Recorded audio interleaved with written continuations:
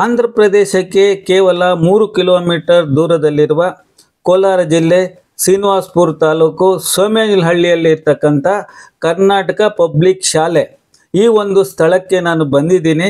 ಇಲ್ಲಿ ವಿಜ್ಞಾನ ವಸ್ತು ಪ್ರದರ್ಶನವನ್ನು ಏರ್ಪಡಿಸಿದ್ದಾರೆ ಅನ್ನೋದು ತಿಳಿತು. ಶಿಕ್ಷಕರ ಮಾತೆಯರು ಇರ್ತಕ್ಕಂಥದ್ದು, ಶಿಕ್ಷಕರು ಇರ್ತಕ್ಕಂಥದ್ದು ನಾವು ನೋಡ್ತಾ ಇದ್ದೀವಿ. ಹಾಗೆ ವಸ್ತು ಪ್ರದರ್ಶನವನ್ನು ನೋಡೋಣ ಬನ್ನಿ. ಏನಪ್ಪ ಇದು ಮಾಡಲ್ಲ? Hydraulic break system. ನನ್ನ ಹೆಸರು ದಿಲೀಪ್, 9ನೇ ತರಗತಿಯಲ್ಲಿ ಓದ್ತಾ ಇದ್ದೀನಿ. ನಾವು ಆಟೋಮೊಬೈಲ್ ವಿಷಯದ ಕುರಿತಾಗಿ ಒಂದು ಹೈಡ್ರಾಲಿಕ್ ಬ್ರೇಕ್ ಸಿಸ್ಟಮ್ ಎನ್ನುವಂತಹ ವಿಷಯದ ಕುರಿತಾಗಿ ಒಂದು ಮಾಡೆಲ್, ಸಿಂಪಲ್ ಮಾಡೆಲ್ ಅನ್ನು ಮಾಡಿದ್ದೇವೆ. ಅದ್ರಿಗೆ ನಾವು ಬಳಸಿರೋದು 2 ಸಿರಂಜು, ಒಂದು DC ಮೋಟರ್, ಒಂದು ಬ್ಯಾಟ್ರಿ. ಈಗ ಅವು ಹೇಗೆ ಕೆಲಸ ಮಾಡುತ್ತೆ ಎನ್ನುವುದಂತ ನೋಡೋಣ. ಇಲ್ಲಿ ಬ್ಯಾಟ್ರಿ ವರ್ಕ್ ಆಗ್ತೈತೆ, ಒಂದು ಚಕ್ರ ತಿರುಗ್ತೈತೆ, ಆವಾಗ ಇಲ್ಲಿ ಹೈಡ್ರಾಲಿಕ್ ಬ್ರೇಕ್ ಸಿಸ್ಟಮ್ ಎನ್ನುವಂಥದ್ದು ಮಾಡ್ತಾ ಇದ್ದಾನೆ. ಇಲ್ಲಿ ಬರ್ತಾ ಇದೆ ನೋಡಿ ಸರ್, ಅದೇ sir hydraulic break system. Syringe ಅಲ್ಲಿ ಏನ್ ಬಳಸಿರುವಂತದ್ದು ಸರ್? ಇಲ್ಲಿ ನಾವು ಎಕ್ಸಾಂಪಲ್ ಗೆ ವಾಟರ್ ಬಳಸಿದೀವಿ ಸರ್, ಅಲ್ಲಿ ರಿಯಲ್ ಆಗಿ ಆಯಿಲ್ ಬಳಸ್ತಾರೆ ಸರ್. ಈ ತರ ಒಂದು ಬ್ರೇಕ್ ಆಫ್ ಆಗುತ್ತೆ ಸರ್ ಇಲ್ಲಿ ವೆಹಿಕಲ್ ಅಲ್ಲಿ. ಎಲ್ರಿಗೂ ನಮಸ್ಕಾರಗಳು. ನನ್ನ ಹೆಸರು ಸಂಧ್ಯಾ. ನಾನು ಕರ್ನಾಟಕ ಪಬ್ಲಿಕ್ ಶಾಲೆ ಸೋಮೇನಹಳ್ಳಿಯಲ್ಲಿ ವಿದ್ಯಾಭ್ಯಾಸವನ್ನು ಮಾಡುತ್ತಿದ್ದೇನೆ. ಈಗ ನಾನು ತಟಸ್ಥೀಕರಣ ಕ್ರಿಯೆಯ ಬಗ್ಗೆ ಮಾತನಾಡುತ್ತಿದ್ದೇನೆ. ಮೊದಲಿಗೆ ನಾವು ನಿತ್ಯ ಜೀವನದಲ್ಲಿ ತಟಸ್ಥೀಕರಣ ಎಲ್ಲಿ ಕಾಣುತ್ತೇವೆ ಎಂಬುದನ್ನು ತಿಳಿದುಕೊಳ್ಳೋಣ. ನಾವು ಹೆಚ್ಚಾಗಿ ಆಹಾರ ಪದಾರ್ಥಗಳನ್ನು ಸೇವಿಸಿದಾಗ ಹೊಟ್ಟೆ ನೋವು, ಹೊಟ್ಟೆ ಉಬ್ಬರ, ಗ್ಯಾಸ್ಟ್ರಿಕ್ ಈ ತರ ಎಲ್ಲ ಬರುತ್ತೆ. ಅದಕ್ಕೆ ನಾವು ORS ಇನ್ನ ರೀತಿಯ ಮಾತ್ರೆಗಳನ್ನು ತೆಗೆದುಕೊಳ್ಳುತ್ತೇವೆ. ಆಗ ನಮಗೆ ಹೊಟ್ಟೆಯಲ್ಲಿ ನೆಮ್ಮದಿ, ನೋವು ಇರುವುದಿಲ್ಲ. ಅಂದ್ರೆ ಅಲ್ಲಿ ನಮ್ಮ ಹೊಟ್ಟೆ ನೋವು ಅಂದವಾಗ ನಮ್ಮ ಹೊಟ್ಟೆ ಭಾಗಗಳು ಆಸಿಡ್ ಅನ್ನ ಅಂದ್ರೆ ಆಮ್ಲಗಳನ್ನು ಬಿಡ್ತಾ ಇರುತ್ತೆ. ನಾವು ಇಲ್ಲಿ ಮಾತ್ರೆಗಳನ್ನು ORS ಇವೆಲ್ಲ ತಿಂದವಾಗ ಪ್ರತ್ಯಾಮ್ಲ ನಾವು ಕಳಿಸ್ತಾ ಇರ್ತೀವಿ. ಆಗ ನಮ್ಗೆ ಹೊಟ್ಟೆ ನೋವು ಏನು ಕಾಣಿಸಲ್ಲ, ಅಂದ್ರೆ ಅಲ್ಲಿ ತಟಸ್ಥವಾಗಿರುತ್ತದೆ. ಹೊಟ್ಟೆಯಲ್ಲಿ ನಡೆಯೋ ಕ್ರಿಯೆ ನಮ್ಗೆ ಕಾಣಿಸುವುದಿಲ್ಲ. ಈಗ ನಾನು ನಿಮ್ಗೆ ತೋರಿಸ್ಕೊಳ್ಳುತ್ತೇನೆ ಯಾವ ರೀತಿ ನಡೆಯುತ್ತದೆ ಅಂತ. ಇದು ಬೇಸ್ ಆಗಿರುತ್ತದೆ, ಅಂದ್ರೆ ಪ್ರತ್ಯಾಮ್ಲ. ಇದನ್ನು ದ್ರಾವಣವಾಗಿ ಮಾಡ್ಕೊಂತ ಇದೀವಿ.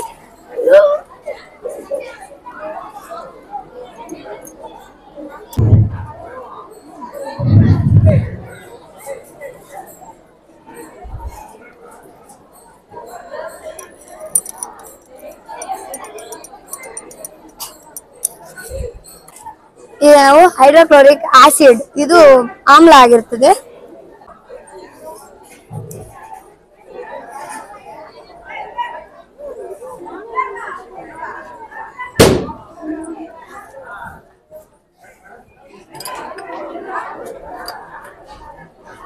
ಆಮ್ಲ ಮತ್ತೆ ಪ್ರತ್ಯಾಮ್ಲಗಳ ನಡುವೆ ಉಂಟಾಗುವ ಕ್ರಿಯೆಯನ್ನು ನಾವು ವೀಕ್ಷಣೆ ಮಾಡಬೇಕಾದರೆ ಫಿನಾಪ್ತಲಿನ್ ಇಂಡಿಕೇಟರ್ ಆಗಿರುತ್ತದೆ. ಮೊದಲಿಗೆ ನಾವು ಪ್ರತ್ಯಾಮ್ಲದೊಳಗೆ ಇಂಡಿಕೇಟರ್ ಅನ್ನು ಹಾಕೋಣ.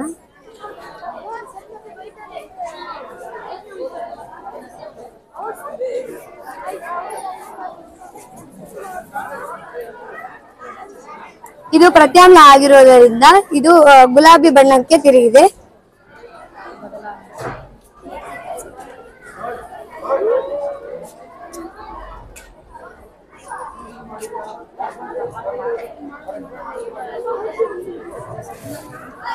ಇದು ಆಮ್ಲ ಆಗಿರೋ ಕಾರಣ ಇದು ಯಾವ ರೀತಿಯ ಬಣ್ಣವನ್ನು ಹೊಂದಿಲ್ಲ.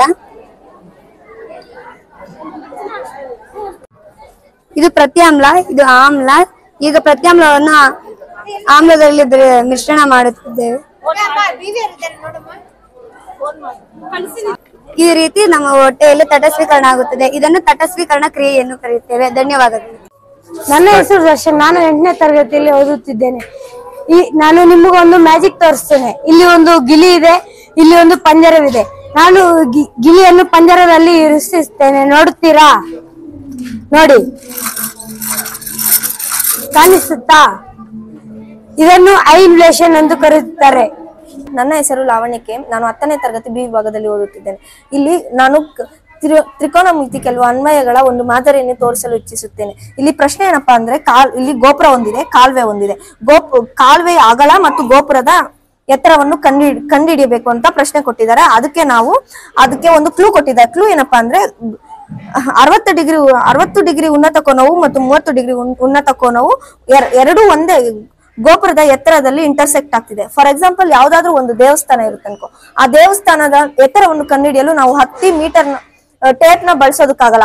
ಅದನ್ನೆಲ್ಲ ಲೆಕ್ಕಾಚಾರದಲ್ಲೇ ಕಂಡುಹಿಡಿಬೇಕು. ಅದು ಹೇಗೆ ಕಂಡುಹಿಡಿಯೋದು ಅಂತ ನೋಡೋಣ. ಇಲ್ಲಿ ಈ ತರ ಫಿಗರ್ ಈ ತರ ಒಂದು ಚಿತ್ರವನ್ನು ಕೊಟ್ಟಿದ್ದಾರೆ. ಆ ಚಿತ್ರವನ್ನು ನಾನು ಈ ತರ ಬಿಡಿಸ್ಕೊಂಡಿದೀನಿ. ಒಂದಕ್ಕೆ tan 30 ಹಾಕೊಂಡಿದೀನಿ, ಒಂದಕ್ಕೆ tan 60. ನಾವು ಇದಕ್ಕೆ ವಿಕರ್ಣ ಬೇಡ ಅಂದ್ರೆ ನಾವು ಯಾವತ್ತೂ tan ನೇ ಬಳಸಬೇಕು. ವಿಕರ್ಣ ಬೇಕಾಗಿರೋದ್ರಿಂದಾನೆ ವಿಕರ್ಣ ಏನಾದ್ರು ಬೇಕಾದ್ರೆ ಸೈನ್ ಮಾತ್ರ ಬಳಸಕ್ಕಾಗುತ್ತೆ.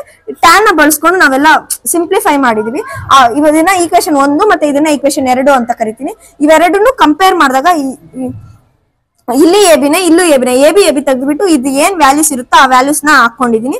ಇವೆರಡನ್ನು ಸಬ್ಸ್ಟಿಟ್ಯೂಟ್ ಸಿಂಪ್ಲಿಫೈ ಮಾಡಿದಾಗ ಎಕ್ಸ್ ಬಂದ್ಬಿಟ್ಟು 10 ಮೀಟರ್ ಬರುತ್ತೆ. ಅದು ಕಾಲುವೆ ಅಗಲ ಅಂದ್ರೆ ಎಕ್ಸ್ 10 ಮೀಟರ್. ಈ ಕಾಲುವೆ ಅಗಲ ನಾವು ಕಂಡುಹಿಡ್ಕೊಂಡಿದೀವಿ. ಈಗ ನಾವು ಗೋಪುರದ ಎತ್ತರವನ್ನು ಕಂಡುಹಿಡಿಬೇಕು.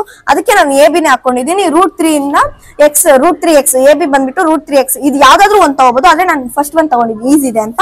ಅಲ್ಲಿ ಎಕ್ಸ್ ನ 10 ಅಂತ ತಗೊಂಡಿದೀವಲ್ಲ, ಅದನ್ನ ಸಬ್ಸ್ಟಿಟ್ಯೂಟ್ ಮಾಡಿದ್ರೆ ನಮ್ಗೆ ಗೋಪುರದ ಎತ್ತರ ಬರುತ್ತೆ.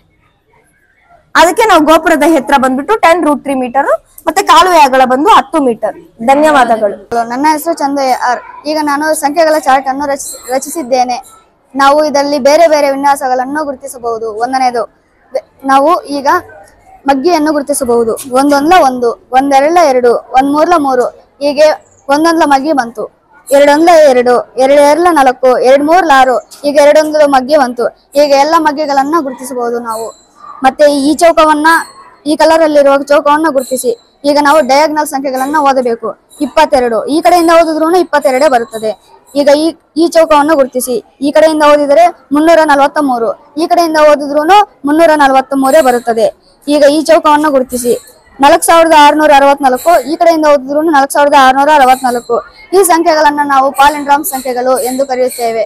ಇನ್ನೊಂದ್ಸತಿ ಹೇಳ ನಮ್ ಅದ್ರ ಹೆಸರು. ಪಾಲಿಂಡ್ರಾಮ್ ಸಂಖ್ಯೆಗಳು ಎಂದು ಕರೆಯುತ್ತೇವೆ. ಈಗ ನಾವು ಇನ್ನೊಂದು ವಿನ್ಯಾಸವನ್ನು ನೋಡೋಣ. ಈಗ ಈ ಚೌಕದಲ್ಲಿ ಈ ಡಯಾಗ್ನಲ್ ಅನ್ನು ನೋಡಬೇಕು. 1 1 1, 2 2 4 ಈ ಚೌಕದಲ್ಲಿ ಗುರುತಿಸಬೇಕು. 1 1 1, 2 2 4, 3 3 9 ಈಗ ಈ ಚೌಕವನ್ನು ಗುರುತಿಸಬೇಕು. 1 1 1, 2 2 4, 3 3 9, 4 4 16 ಈ ಸಂಖ್ಯೆಗಳನ್ನ ನಾವು ಪರ್ಫೆಕ್ಟ್ ಸ್ಕ್ವೇರ್ ಅಂತ ಕರೆಯುತ್ತೇವೆ. Thank you. ರಮ್ಯಾ, ನಾನು 10ನೇ ತರಗತಿ ಸಿ ವಿಭಾಗದಲ್ಲಿ ಓದುತ್ತಿದ್ದೇನೆ. ಈಗ ಇಲ್ಲಿ ಒಂದು ಕಟ್ಟಡವನ್ನು ನೀಡಿದ್ದಾರೆ ಮತ್ತು ಇಲ್ಲಿ ಒಂದು ಗೋಪುರವನ್ನು ನೀಡಿದ್ದಾರೆ. ಕಟ್ಟಡದ ಮೇಲ್ತುದಿಯಿಂದ ಗೋಪುರದ ಮೇಲ್ತುದಿಗೆ 60 ಡಿಗ್ರಿಯ ಕೋನವು ಉಂಟಾಗುತ್ತದೆ. ಕಟ್ಟಡದ ಮೇಲ್ತುದಿಯಿಂದ ಗೋಪುರದ ಪಾದಕ್ಕೆ 45 ಡಿಗ್ರಿ ಕೋನವು ಉಂಟಾಗುತ್ತದೆ. ಈಗ ನಾವು ತ್ರಿಕೋನಮಿತಿಯ ಸಹಾಯದಿಂದ ಈ ಗೋಪುರದ ಎತ್ತರವನ್ನು ಕಂಡುಹಿಡಿಯೋಣ. ಈಗ ನಾವು 2 ತ್ರಿಭುಜಗಳನ್ನು ತೆಗೆದುಕೊಳ್ಳೋಣ. ಮೊದಲು ಈ BAD ಅನ್ನು ತೆಗೆದುಕೊಳ್ಳೋಣ. ಇದರಲ್ಲಿ 45 ಕೋನ ಉಂಟಾಗಿರುತ್ತದೆ. 45 ಡಿಗ್ರಿ ಕೋನವನ್ನು ನಮಗೆ ಟ್ಯಾನ್ ತಗೊಳ್ಳೋಣ. ಯಾಕೆಂದರೆ ನಮಗೆ ಹೈಪೋಟೆನಸ್ ನ ಅವಶ್ಯಕತೆ ಇರುವುದರಿಂದ ನಾವು ಟ್ಯಾನ್ ತಗೊಳ್ಳೋಣ. ಅಭಿಮುಖ ಬೈ ಪಾರ್ಶ್ವ ಬರುತ್ತದೆ. AB ಬೈ BD ಬರುತ್ತದೆ. ಆಗ BD ನ ಬೆಲೆಯು 7 ಮೀಟರ್ ಆಗಿರುತ್ತದೆ. ಈಗ ನಾವು ಈ ಮತ್ತೊಂದು ತ್ರಿಭುಜವನ್ನು ತೆಗೆದುಕೊಳ್ಳೋಣ. ನಮಗೆ CA ಬೇಕಿರುವುದರಿಂದ ಟ್ಯಾನ್ ತಗೊಳ್ಳೋಣ. ಅಭಿಮುಖ ಬೈ ಪಾರ್ಶ್ವ ಇದನ್ನು ನಾವು ವ್ಯಾಲ್ಯೂ ಹಾಕೊಂಡು ಸಬ್ಸ್ಟಿಟ್ಯೂಟ್ ಮಾಡಿದ್ರೆ C ನ ಬೆಲೆಯು 7 √3 ಮೀಟರ್ ಬರುತ್ತದೆ. ಈಗ ನಮಗೆ ಇದರ ಎತ್ತರವನ್ನು ಕಂಡುಹಿಡಿಯಬೇಕಾದರೆ C + ED ಇವೆರಡನ್ನು ಕೂಡಿದರೆ ನಮಗೆ 7 × √3 + 1 ಮೀಟರ್ ಬರುತ್ತದೆ. ಅದೇ ಗೋಪುರದ ಎತ್ತರವಾಗಿರುತ್ತದೆ. ಧನ್ಯವಾದಗಳು. ಲ್ಯಾಂಡರು ಚಂದ್ರನ ಮೇಲೆ ಸಾಫ್ಟ್ವೇರ್ ಆಗುವಾಗ ಇದು ಓಪನ್ ಆಗುತ್ತದೆ. ಓಪನ್ ಆಗಿ ರೋವರು ಹೊರಗೆ ಬರುತ್ತದೆ. ಮತ್ತೆ ರೋವರು ಚಂದ್ರನೆಲ್ಲ ಸುತ್ತಬಿಟ್ಟು ರೋವರು ಲ್ಯಾಂಡರ್ಗೆ ಸಿಗ್ನಲ್ ಕೊಡ್ತದೆ. ಆ ಲ್ಯಾಂಡರ್ ನಮ್ಗೆ ಇಸ್ರೋ ಕಂಪನಿ ಸಿಗ್ನಲ್ ಕೊಡ್ತದೆ. ಅವಾಗ ನಮ್ಗೆ ಇಸ್ರೋ ಕಂಪನಿ ಎಲ್ಲರಿಗೂ ನಮ್ಗೆ ಗೊತ್ತಾಗುತ್ತದೆ. ಈ ರೀತಿ ವಿಜ್ಞಾನ ವಸ್ತು ಪ್ರದರ್ಶನಗಳನ್ನ ಶಾಲೆಗಳಲ್ಲಿ ಮಾಡಿದ್ರೆ ವಿಜ್ಞಾನದ ಅರಿವು, ಥಿಂಕಿಂಗು ಇವೆಲ್ಲವೂ ಅವ್ರಿಗೆ ಉಂಟಾಗತ್ತೆ. ಈ ಒಂದು ಶಾಲೆಯವರು ಈ ತರ ಕಾರ್ಯಕ್ರಮ ಮಾಡಿದ್ದಾರೆ, ಅವ್ರಿಗೆ ಧನ್ಯವಾದಗಳು ಹೇಳ್ತಾ ಈ ಒಂದು ವಿಡಿಯೋವನ್ನ ತಾವೆಲ್ಲ ನೋಡಿದಿರಿ. ಲೈಕ್ ಮಾಡಿ, ಶೇರ್ ಮಾಡಿ, ಸಬ್ಸ್ಕ್ರೈಬ್ ಮಾಡಿ. Thank you very much.